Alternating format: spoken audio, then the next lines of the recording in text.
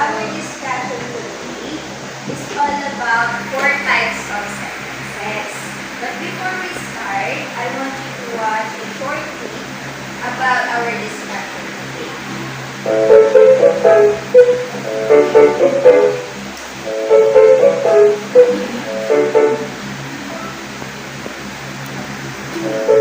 Let's meet the identical quadruplet sisters. Hi, I'm Clara. I can tell you anything you want to know.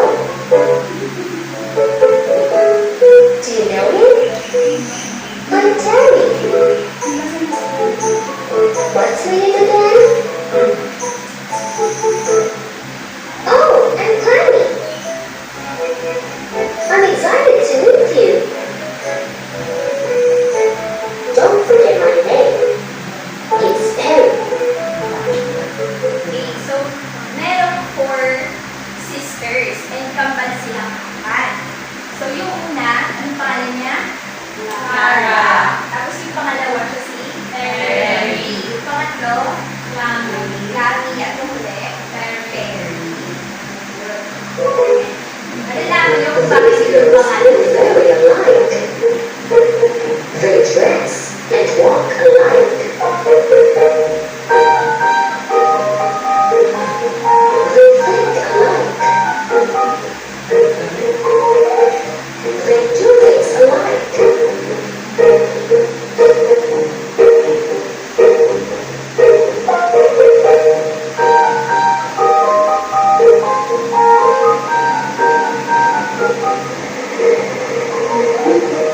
They behave so much alike.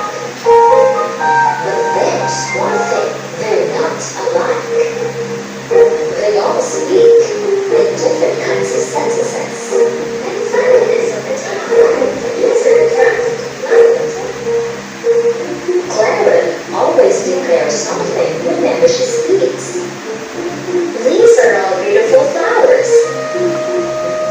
Bees are attracted to flowers by sight and smell. Felicia is the biggest flower in the world. I love the weather today.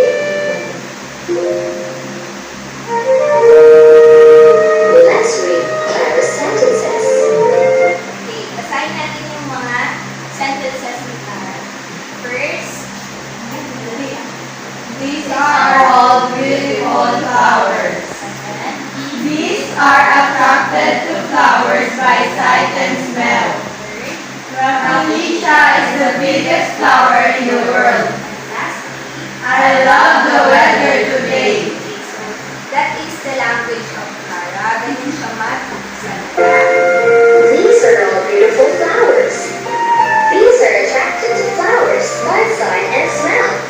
Her sisters loved her sentences and with a period. Then, Okay, so kung mapapansin niyo dito, all of her sentences ends with very good, very good. So, lahat ng sentences niya, it states facts and ends with a very good. Si Clara, lahat ng sentences niya nag-end sa very good. Okay. these are called declarative sentences. Declarative sentences end with a period. Okay, so these sentences are called declarative sentences and it ends with a Period.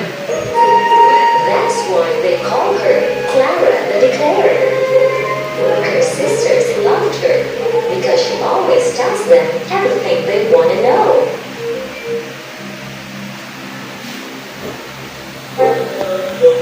This is Terry. Whenever she talks, she always asks questions. That's why she's called Terry the Interrogator. Where's my notebook? Have you seen my red bag?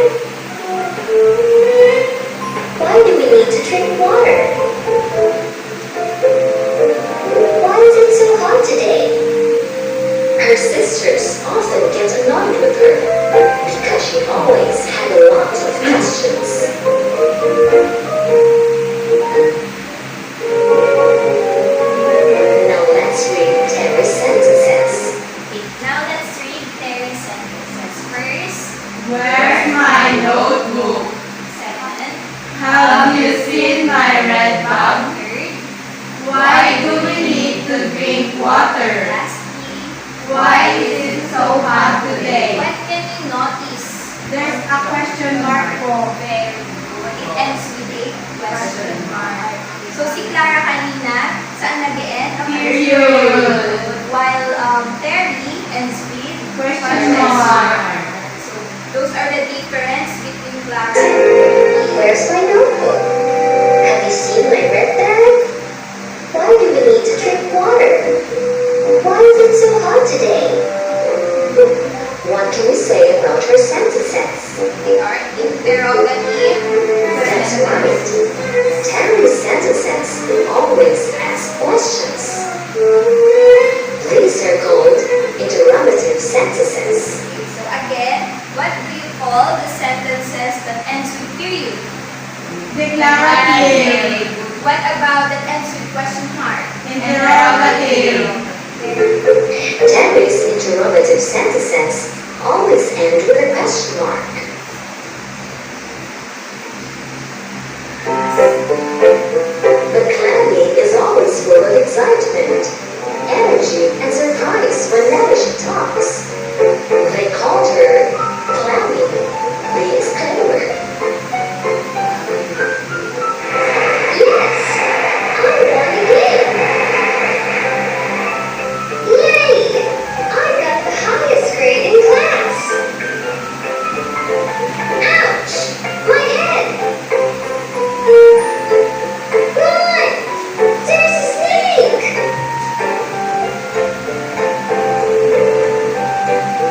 Let's read Clammy's sentences. Okay, let's have Clammy's sentences. First, Yes, I won the game. second, Yay, I got the highest grade in class. third, Ouch, my head. and lastly, Run, there's a snake. okay, very good. I like the emotion. So, those are the sentences of Yes, Clammy. I won the game. Yay! I Has got the highest emotion grade in with class. feelings. Pag masaya siya, Ouch! masaya din My siya. Pag head! naka-ano explanation point, masaya din There's a siya. snake! Pag natatakot siya, What can you say about her sentences? they are all Nice. exclamatory. Clammy's sentences always show strong feelings. These are called exclamatory Exclamatory sentences. siya because, May exclamation point. yes, and also it shows strong feelings. Medyo OA. Pag medyo OA, it shows feelings and these are exclamatory. Clammy's exclamatory sentences. Again, what do you call the sentences that ends with period? Declarative. What about question mark? Interrogative. And with an exclamatory point. Exclamatory. Always end with an exclamation point. And here comes the bossy Perry. She always commands and orders her sisters to do something. It is imperative that everyone should obey Perry. That's why everybody called her Perry the Imperative. Wash the dishes. Do the laundry. Clean up the mess.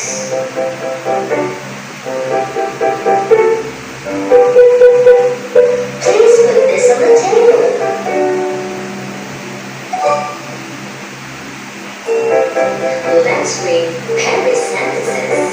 Okay, basahin naman natin yung sentences ni Perry na palautos. First, Wash the dishes. second, Do the laundry. third, Clean up the mess. and lastly, Please put this on the table. what can you notice sa sentences ni Perry? Yes. She always commands. Yes, very good. She always commands. And it also ends with Period. Pero pareho sila ni Clara, di ba? Nag-end with period. Anong pagkakaiba ni Clara at ni Perry?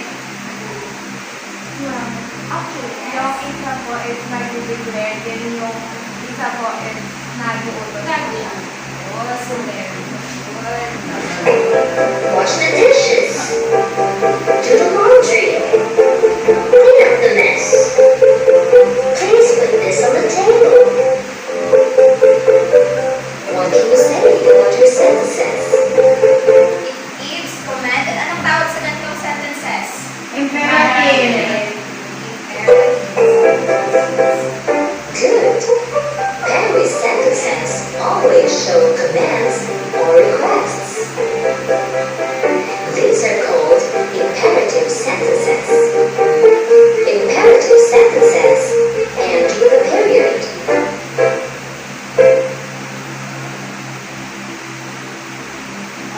Okay, so those are the 4 types of sentences. Again, the first one is Declarative. It ends with Period. Good. Second is Interrogative. It ends with Question mark. Okay. Third is Exclamatory. Ends with Exclamation point. Very good. Lastly, Imperative. ends with Period. The difference between declarative and imperative. Again. Sige, ikaw ulit. The declarative po is declaring something, and then the imperative po is saying command Okay, thank or request. you. Very good. Since you learned something in our discussion today, sorry for the speaker, let us have our first activity. Mamaya, I will be giving you a reward kapag perfect ang inyong activity.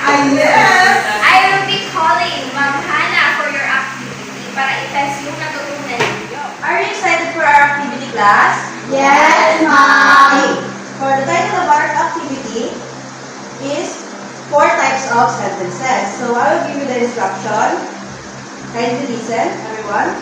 First is review the 4 types of sentences: declarative, interrogative, imperative, and exclamatory. And then you will pick here at the box a sentence type. So here inside the box, andito yung mga sentence type. For example, yung declarative, interrogative, and imperative na sentences. And then, in your paper, you will write at least 2 original sentences of that type. For example, nabunot niyo si declarative, you will write 2 sentences na declarative sentences. Nagets ba? Yes, Okay. ma'am. And then lastly, use correct punctuation and grammar. So, in writing sentences, it is important for us to put the right punctuation at the end or kung saan siya appropriate na ilagay. Okay? Understood? Yes, ma'am. Okay. You can start now. Okay. Ulit ka pa. Another student.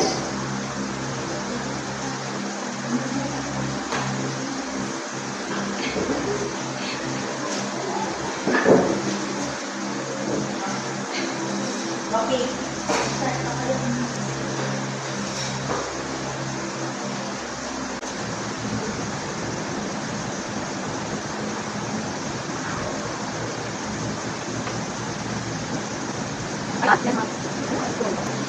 Okay. So, let me call on at least 2 students to read their output. 2 students lang, kahit dalawa lang. Okay. Ma'am, what's your name? Yes. Ma'am Raisa. I'm here in front. Read your output. 1. What is your name? 2. How old are you? So, ano yung nabunod mo, ma'am? Is? Okay, that's correct. So, yung nabunod po niya is interrogative and it ends with? Question mark. Okay, that's correct. The next one, okay. Come here in front and state their output. Number 1, please listen carefully. Number 2, please turn off the light. So, ano yung nabunod mo? Imperative. Okay. So, imperative ends with period. Period. Okay, that's correct. So, do you learn something today, class? Yes, ma'am. If that's so, may we call on Sir Nadilo to for our evaluation. So, good day, class.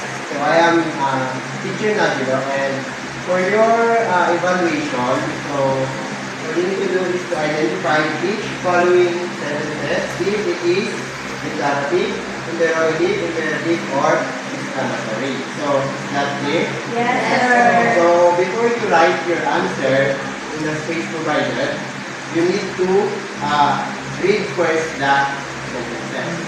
That's it. Yes, sir. So, what's to answer the number 1? Yes, what is your name? Ano po, Mariette? Mariette. 1. The children are our future. Ano po? Declarative. Yes, your answer is correct. So, wants to answer number 2. Yes, what is your name? Cherry po. Your- Please let them lead the way. Imperative. Yes, that's correct. So, next one, who wants to answer? What is your name? Eliza. Do people need someone to look up to? Interrogative. Yes, that is correct. So, next one, who wants to answer? How do children sound? That's correct. For the last one, yes? Yes, that's correct. So, you got all the correct answers. So, also, the 5 macro skills was being integrated in this activity because you show your understanding in our lesson for today by writing or by giving the correct answers in our activity. So, in that, please give yourself 5 claps. 1, 2, 3, 4, 5. So, yeah. So, thank you for your participation and may I now call on Teacher Julius to give your assignment. So, okay class, if you really understand our lesson today, here is your assignment. So please be with us. To write a short story about your unforgettable experience in life using the 4 types of sentences. Write it in a yellow sheet of paper to be submitted next week. So here is your criteria. So first one, the idea, 25%. Next, organization, 15%. Word choice, 15%. Fluency, 30%. Conventions, 15%. And total of 100%. So, sabihin your, sabihin niyo ba yung plan? Yes, sir. So, class, so, class